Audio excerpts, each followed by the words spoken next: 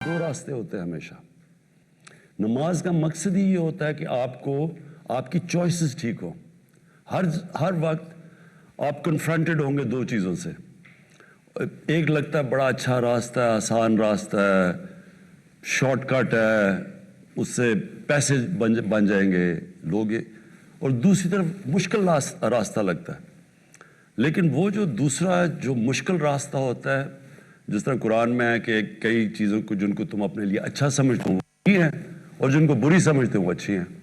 सो ये बेसिकली आपकी चॉइसेस होती हैं। तो ये नेशन भी गलत चॉइसेस कर लेती है। जिस तरह मौलाना रूमी ने एक दफ़ा कहा ना कि कौम मरती, किसी ने पूछा कैसे कौम मरती है, तो उन्होंने कहा जब एक कौम अच्छे और बुरे की तमीज़ ख़त्म करती है वो डिक्लाइन कर जाती है। मॉरल कोलैप्स पहले होता है, फिर इकोनॉमिक कोलैप्स होता है। तो ये जो आज आपके साथ मुल्क आगे हैं, आप कभी वहाँ की मोरालिटी स्टडी करें, उनकी मोरालिटी भी ऊपर है, अच्छे बुरे की तमीज़ ज़्यादा है, मिनरल्स भी होंगे, वसाइल भी होंगे, पैसा भी होगा, सब कुछ होगा, तेल पे बैठे होंगे, लेकिन गुर्बत होगी क्योंकि उनकी आप जब देखेंगे मोरालिटी नीचे है।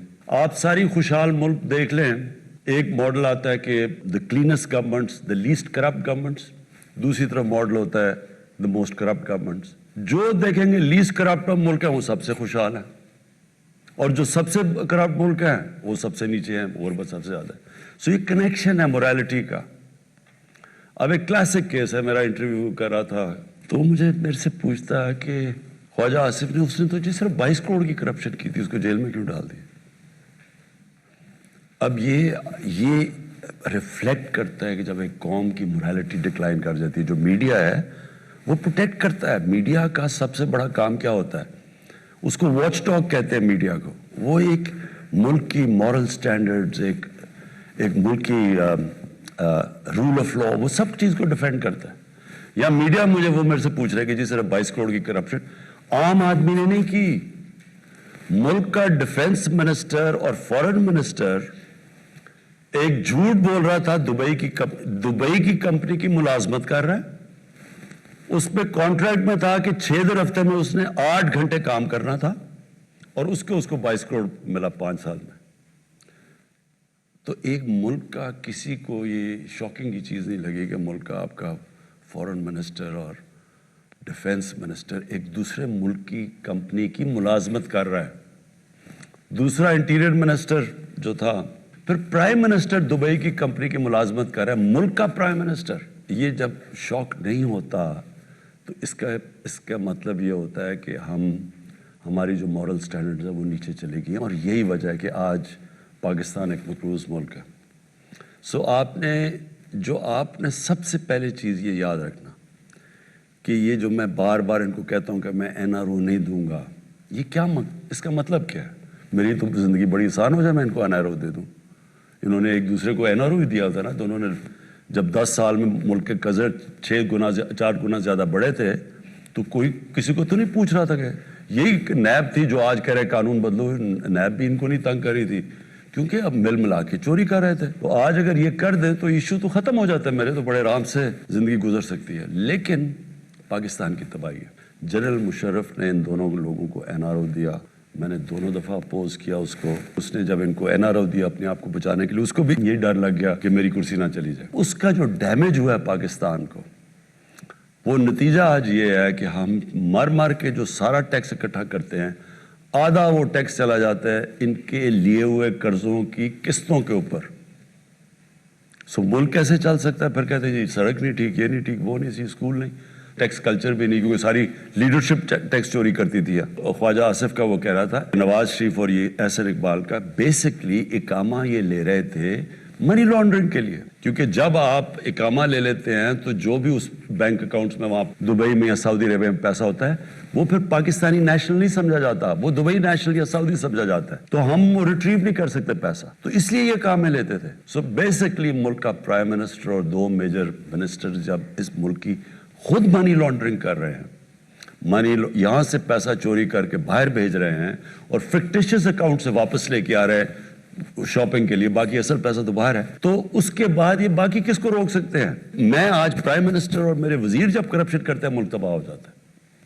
जो डेवलपिंग वर्ल्ड है, उस सारी डेवलपिंग वर्ल्ड में आप एक किसी की भी डेप्थ पे चले जाए, ان سارے ملکوں کے پرائم منسٹر اور ان کے وزیر چوری کر کے ان سب کے بڑے بڑے محلات ہیں انگلینڈ کے اندر اور نیو یارک میں اور یہ دبئی میں، یہ سارے وہ لوگ ہیں جو کہ اپنے ملک کے جن کا کام ہے rule of law uphold کرنا، وہی کرپشن پہ لگے ہوئے ہیں، ٹیکس کی چوری بھی لگے ہوئے ہیں، پیسے بھی لگے ہوئے ہیں. سو یہ ایکچولی ملک کا یہ چل رہا ہے اس وقت. یہ بہت ڈیفائننگ مومنٹ ہے آج پاکستان کا. ساری گیم یہ چل رہی ہے کہ کیا ہم گھٹنے ٹیکتے ہیں ان سارے مافیا کے سامنے، یا ہم سٹینڈ لے لیتے ہیں اور یا یہ تھریٹن کریں گے، بلیک میل کریں گے، ملک کو گرا دیں گے. سو بیسکلی ان نٹ شیل یہ گیم ہے. جو بھی چیز ہوتی ہے، الیکشن رگڈ ہے، ہم الیکشن نہیں مانتے، کوئی ثبوت نہیں دیا. آج ٹرمپ کہہ رہا ہے کہ میں نہیں مانتا، ان کا میڈیا کہتا ہے کہ but he has not given any proofs. وہ مانتے ہی نہیں ہے. جب آپ کہ میں الیکشن نہیں مارتا، ہم نے جب کہا تھا کہ ہم الیکشن 2013 میں ہم پہلے سارے فورمز پہ گئے، الیکشن کمیشن میں، ٹرائیبیونلز میں، سپریم کورٹ میں، پارلیمنٹ میں، پھر ہم نے پوری ایویڈنس جمع کی. جو 4 حلقے ہم نے کہا تھا کہ ایز اے سیمپل وہ کریں، تو ان کے اوپر پوری ایویڈنس لے کے آئے. اور پھر وہ جب عدالت میں گئے، 4 حلقوں میں دھاندلی ثابت ہوئی. انہوں نے ابھی تک ایک چیز نہیں ہمیں بتائی کہ جی کوئی ایویڈنس ہے کرپشن کی. سو پہلے وہ بھی بلیک میل کی طریقہ تھا. ان کو بھی پتا الیکشن ٹھیک ہوا. پھر انہوں نے کووڈ کے اوپر پوری کوشش کی. پہلے انہوں نے کہا لاک ڈاؤن کر دو، جس طرح ہندوستان کی مثال دے رہے تھے کہ اس طرح کا لاک ڈاؤن کر دو. پتا تھا کہ لاک ڈاؤن ہوتا تو یہاں لوگوں نے بھوکے مر جانا تھا. جب نہیں کیا تو ساروں نے تنقید کی، اسمبلی میں بولتے رہے. جب سیکنڈ ویو آیا اور ہم ان کو کہہ رہے ہیں کہ اس وقت نہ اپنے جلسے جلوس کرو، انہوں نے جلسے جلوس شروع کر دیا. فیٹف کے اندر ان کی وجہ سے ہم گرے لسٹ میں تھے. ہم نے تو انہیرٹ کیا. اب ان کو پتا تھا کہ اگر فیٹف کی ہم بلیک لسٹ میں چلے جاتے ہیں، ملک پہ سینکشنز لگ جاتی ہیں. تو انہوں نے اس کے اوپر بلیک میل کیا. فیٹف کا نیب کی آرڈیننس کو چینج کرنے میں کیا کنیکشن تھا؟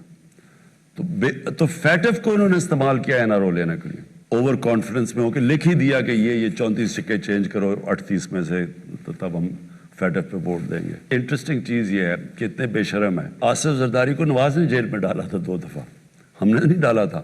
سارے کیسز ان دونوں کے دور میں ایک دوسرے پہ بنے ہوئے ہیں. ان کے اوپر انٹرنیشنل میڈیا نے ان کے اوپر کوریج جو ان کی پڑھ کے دیکھ لیں آپ، تو خیر بڑی ایزلی آپ گوگل کر سکتے ہیں کہ ان کے اوپر کتنی وہ کیپٹلز اکیلیز ہیل میں ان کے اوپر کیا کہا گیا. اور وہ جو بی بی سی کی 2 ڈاکیومنٹ زرداری اور نواز پہ ہیں، تو ان کی کرپشن تو انٹرنیشنلی ڈاکیومنٹڈ ہے. اس کے باوجود اب دونوں اکٹھے ہو گئے صرف اور صرف ایک چیز کے لیے کہ پریشر ڈال رہے ہیں. اور فضل الرحمان 1992 کے بعد پاور میں سے نکلا ہی نہیں ہے کبھی. وہ سارا پہلی دفعہ ہم جس طرح کہتے ہیں نا کہ اسمبلی ڈیزل کے بغیر چل رہی ہے، یہ پہلی دفعہ ہے. کیونکہ 2018 تک تو یہ ہمیشہ پاور میں رہا. تو یہ سارے جمع ہوئے ہیں obviously for one thing. اور اس کے لیے آپ کا بہت بڑا رول ہے، کیونکہ یہ ڈیفائننگ مومنٹ ہے پاکستان میں. انشاءاللہ یہ جو ہم اور پبلک یہ انڈر اسٹیمیٹ کرتے ہیں پبلک کو. انہوں نے سمجھا بڑی پبلک نکلائے گی، ان کے ساتھ بڑی دنیا نکلائے گی. تو دنیا تو نکلتی ہے حکمرانوں کی کرپشن کے خلاف. ساری عرب سپرنگ جو ہوئی تھی، پلیز یہ یاد رکھیں 10 سال پہلے، وہ ان ریپرزینٹیو گورنمنٹس کی کرپشن کے اوپر لوگ نکلے تھے. Thank you for having this session with us. It's a real pleasure to be here with such a group of people to have an interactive and informal session. You mentioned a number of challenges that Pakistan is facing. One of the challenges that Pakistan has been facing for many years has been unrest in Balochistan.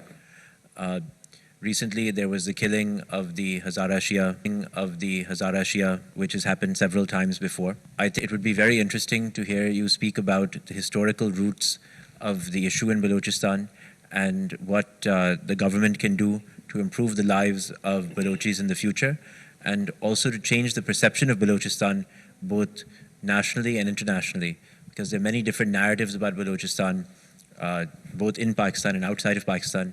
It's a very complex issue.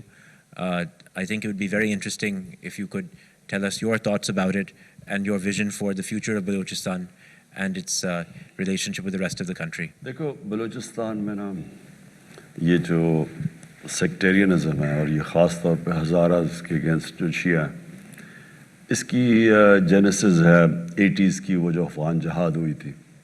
Afghan جہاد کے اندر unfortunately یہ جو militant sectarianism ہے یہ شروع ہوئی تھی. اس سے پہلے سیکٹیرینزم تھی لیکن ملیٹنٹ نہیں تھی.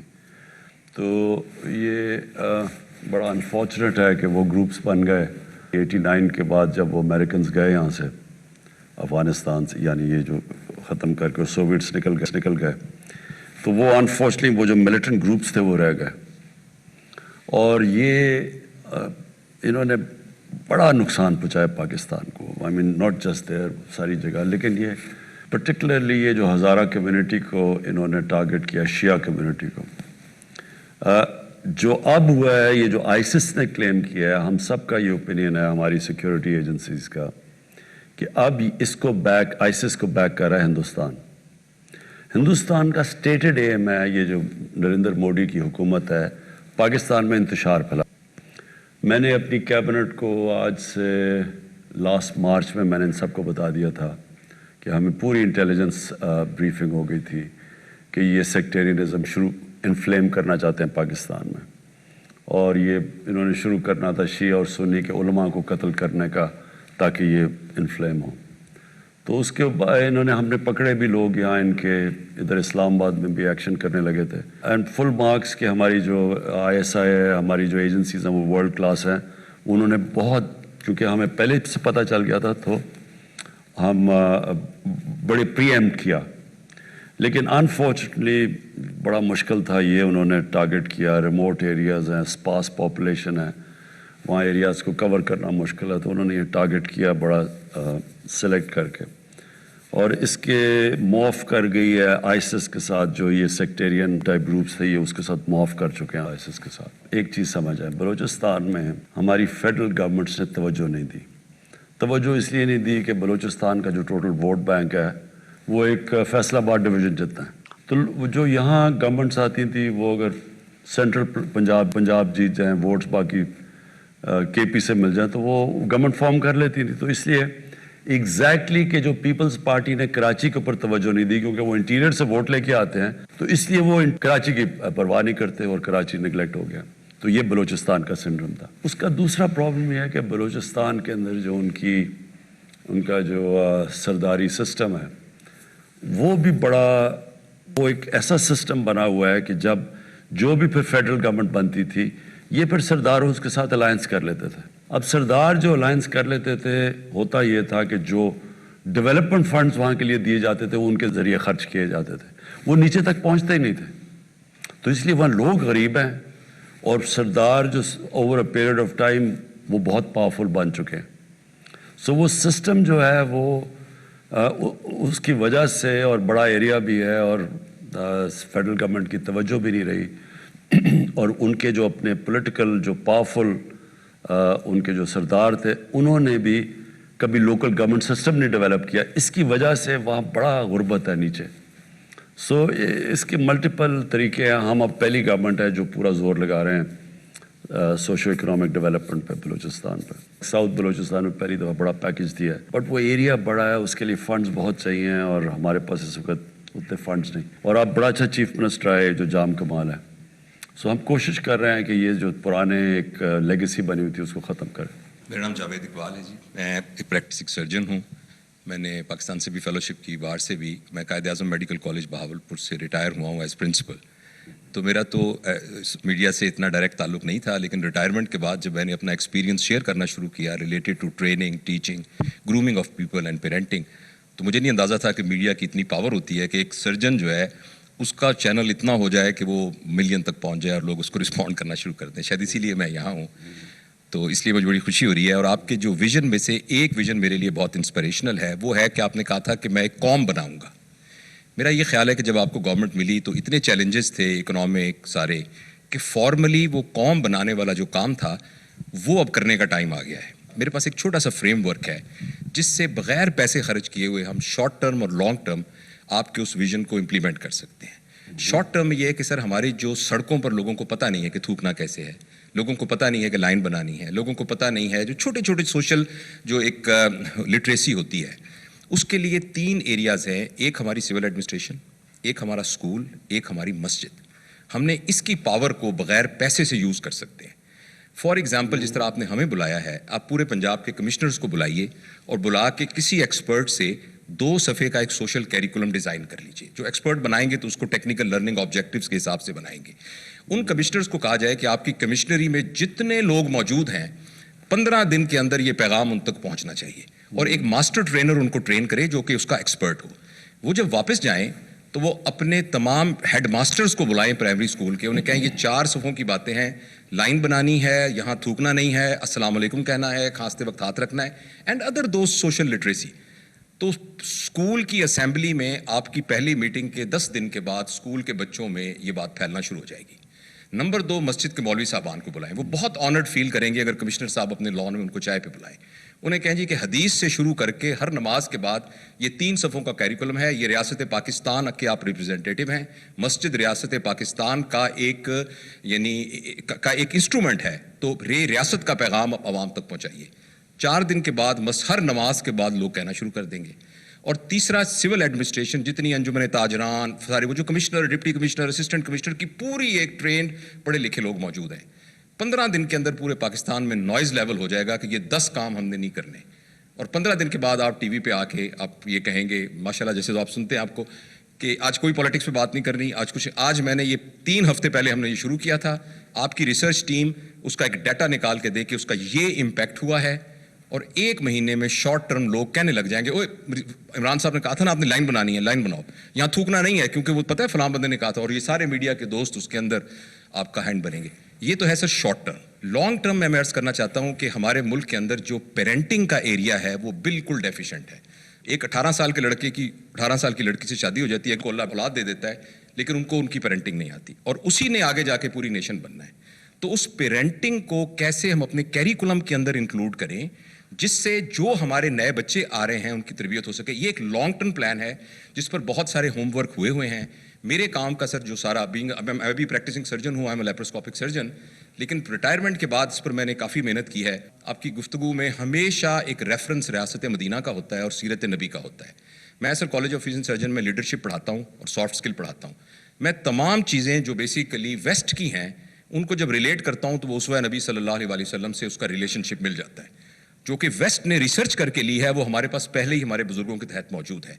تو کسی طریقے سے جیسے آپ کو مبارک بھی سر, ہم سب کو بھی, کہ جو آپ نے سنگر کیریکولم ایڈ کیا ہے وہ 6ٹھی جماعت تک ناظرہ قرآن کا ہے. میری آپ سے یہ ریکویسٹ ہوگی کہ اس کے بہت ساری وائسز اس کے اگینسٹ ہوں گی, لیکن پلیز اس کو امپلیمنٹ کیجئے, جو کہ سارا ہوم ورک شفقت صاحب نے اور سب نے کیا ہوا ہے. اور قرآن وہ ایک ریفرنس ہے جس کے ذریعے سے وہ تربیت ہو سکتی ہے جو ریاست مدینہ کی تربیت ہے, نبی کریم صلی اللہ علیہ وسلم کے اسوہ سے ریلیٹڈ ہے.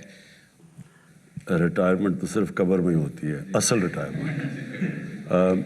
انسان کو, ہمیں تو جو حدیث ہے کہ آپ علم سیکھتے ہیں جب سے پیدا ہوتے ہیں اور قبر میں جاتے ہیں, تو اٹ مینز علم سیکھنے کا مطلب اسٹرگل.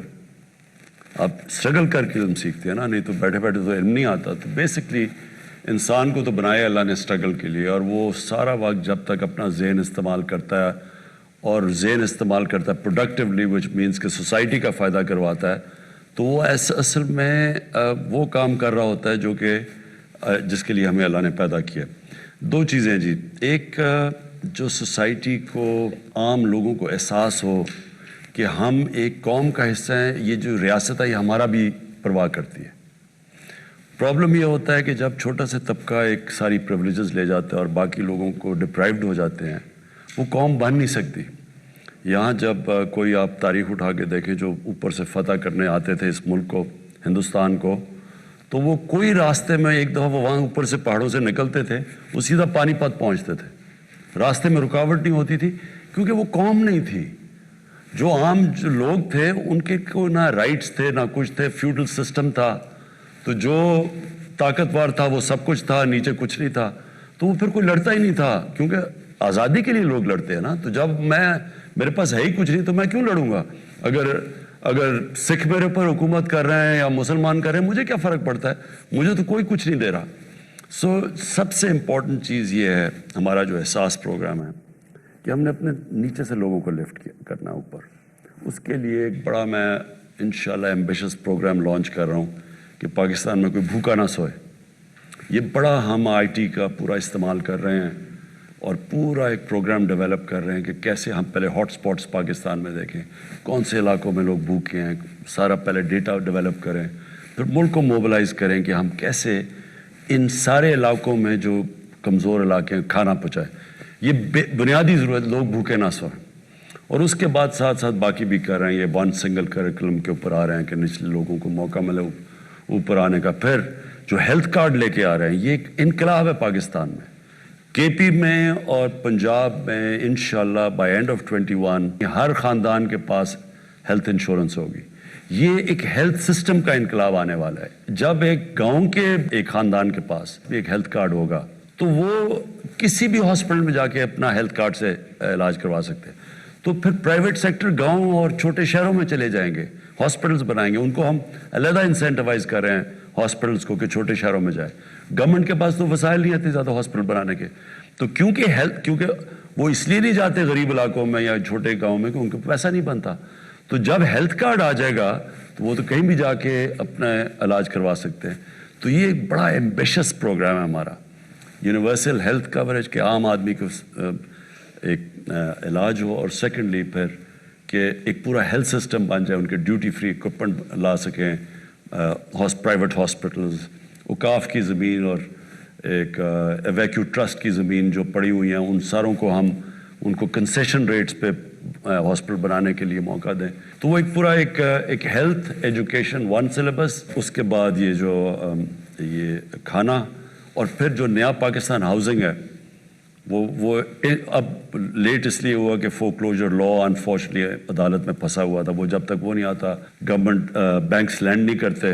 یہاں تو کوئی کانسیپٹ ہی نہ, کیش ہے تو گھر بناؤ, کیش نہیں ہے تو آپ گھر ہی نہیں بنا سکتے. ایک مزدور بھی انسٹالمنٹس کے اوپر اپنا گھر بنا سکتا ہے. ہماری انشاءاللہ یہ ہاؤسنگ بہت بڑی کیمپین ہے یہ جو اٹھنے والی ہے. فائنلی جو میں آپ کو بات کہتا ہوں کہ دیکھیں, ہر انسان کے لیے کوئی نہ کوئی رول ماڈل ہوتا ہے. جب بڑے ہو رہے ہوتے ہیں, جب اپنے آئیڈیاز ہم کر رہے ہوتے ہیں کہ میں کیا بننا چاہتا ہوں, تو میرے تصور ہوتا ہے کوئی رول ماڈل ہوتا ہے. بٹ ایکچولی جو اچیورز ہوتے ہیں, اسپورٹس میں ہوتے ہیں, کہیں بھی دنیا میں بن جاتے ہیں رول ماڈل, پھر ان کو کاپی کرتے ہوئے انیشلی اس طرح دنیا چلتی ہے. اللہ ہمیں کہتا ہے قرآن میں کہ جو ہمیں ہمارا رول ماڈل ہونا چاہیے وہ نبی صلی اللہ علیہ وسلم.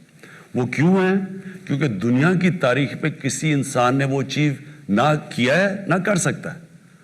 تو وہ ان کے جو فیسٹس ہیں, ان کی پرسنالٹی کے, جو مدینہ کی ریاست تھی وہ ایکچولی ان کی سنت تھی. انہوں نے وہ جو سیٹ اپ کیا, سپریم پاور بن گئے دنیا کی, اور وہ بھی ثابت کیا کہ وہ قوم جس کے پاس کوئی حیثیت ہی نہیں تھی. منگولینز بھی دنیا میں بڑی تیزی سے چھا گئے تھے, لیکن وہ 100 سال کے بعد وہ ختم ہو گئے تھے. یعنی وہ آہستہ آہستہ وہ اور قوموں میں ان کا کلچر ہی ختم ہو گیا تھا. اور لیکن منگولین اس لیے دنیا پہ چھا گئے تھے کیونکہ انہوں نے نئی انوویشن کی تھی. ان کا کمان جو تھی وہ بڑی دور تک تیر مارتی تھی, اور پھر ان کے اسپیشل گھوڑے تھے, وار ٹیکنیک تھی. ان کا تو تھا ہی کچھ نہیں, انہوں نے تو کوئی انوویشن نہیں تھے. رومن ایمپائر اور پرشین ایمپائر تھا. تو ان ایک دم یہ دنیا کے اوپر جو حاوی ہوا ہے, یہ ایک دنیا کی تاریخ کا ایک بڑا یونیک ایک فینومینا ہے جس کو لوگوں نے اسٹڈی نہیں کیا. میں حیران ہوں کہ کبھی یہ نہیں اسٹڈی کرتا, کیونکہ وہ مغرب تو نہیں اسٹڈی کرے گا اس کو, کیونکہ ان کے تو انٹرسٹ نہیں ہے. ہماری انٹلیکٹس نے کیوں نہیں اسٹڈی کیا کہ وہی عرب تھے, وہ ایک دم کنورٹ ہو گئے, اور مدینہ ہجرت کی تھی 622 میں, 636 یعنی 13 سال کے بعد اور 14 سال کے بعد 2 سپر پاورز ان کے سامنے گر چکی تھی without any innovation any thing. تو وہ ایک فینومینا ہے, اس لیے قرآن ہمیں کہتی ہے کہ ان کی زندگی سے سیکھو. سو اصل میں ہی از دا رول ماڈل. جو آپ ابھی بات کر رہے ہیں نا, کیریکٹر بلڈنگ میں آپ جتنی ان کو اسٹڈی کریں گے, آپ وہ اچھا وہ جو دنیا میں ملک وہ چیزیں اڈاپٹ کرے گا وہ اوپر چلا جائے گا. جو بھی قوم وہ پرنسپلز پہ چلے گی وہ اوپر آ جائے گی. This is Bakhtavar Mahmood, Head of Strategic Communications at Pro Pakistani. First of all, thank you for giving an opportunity to an ordinary citizen of Pakistan to meet their Prime Minister of the state and ask him a question. Really appreciate it, never happened before. Sir, میرا سوال آپ سے tax collection system اور FPR reforms کے حوالے سے ہے. پچھلے 2-2.5 سال میں ہمارے جو ایک نوکری پیشہ طبقہ ہے یا مڈل کلاس جو لوگ ہیں ان کا جن کا آلریڈی ٹیکس ڈیڈکٹ ہو رہا تھا، دے ور ویری مچ کنسرن کہ جی ٹیکس فائل کرنا ہے. لیکن یہ میسو اسکیل کے اوپر کب جائے گا؟ Like how long will it take for the FBR to create those reforms and how long do you perceive کہ جو آپ کے پاس ایک ٹینجیبل چینجز جو ہیں وہ ہمیں کب دکھیں گے دا ٹیکس کلیکشن سسٹم؟ دیکھیں جو ٹیکس مشینری ہے نا ہماری، وہ انفارچونیٹلی اب میں کیا ورڈ استعمال کروں، کرپٹڈ ہے، بہت کرپٹڈ ہے. اور وہ ہوئی ہے کرپٹڈ جب ایک ملک میں، جب میں شروع میں آپ سے بات کی تھی کہ جو مورل اتھارٹی ہوتی ہے وہ اوپر سے نیچے آتی ہے.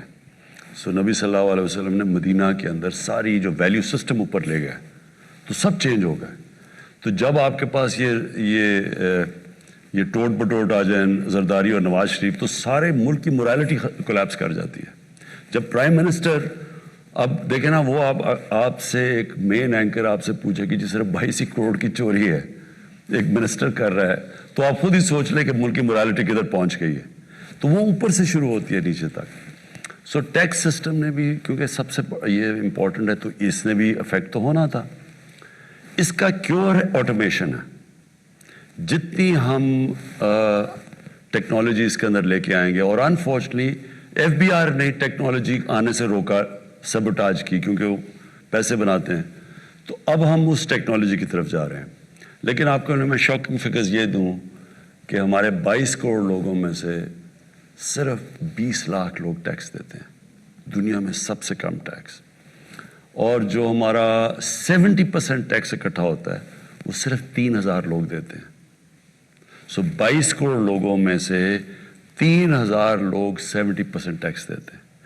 اور جو 20 لاکھ ہیں وہ ٹیکس فائلرز ہیں. اور ہم نے ابھی اب یہ ٹیکنالوجی کا استعمال کرتے ہوئے ہم نے ابھی دیکھا کہ ہمارے ملک میں اس وقت 3.5 کروڑ لوگ ہیں جن کے پاس گاڑیاں ہیں، جن کے پاس گھر ہیں، لیکن کوئی ٹیکس نہیں دیتے. تو وہ اب ہم ٹیکنالوجی کے ذریعے اس کی طرف جا رہے ہیں، کیونکہ فیوچر ہماری ٹیکس کلیکشن پہ ہے. جب تک ہم پیسے نہیں اکٹھے کرتے، ہمارے پاس ایک تو قرضے اتنے چڑھے ہوئے ہیں، اوپر سے ہم نے اب ایک ینگ پاپولیشن کو سروس کرنا ہے، وہ ہو ہی نہیں سکتا اس tax collection. This is Amar Ahmed from Urdu. Fly with PIA and save gold. Register now. Scan QR code and register yourself to get gold and loyalty benefits. Powered by ARY Sahulat Wallet.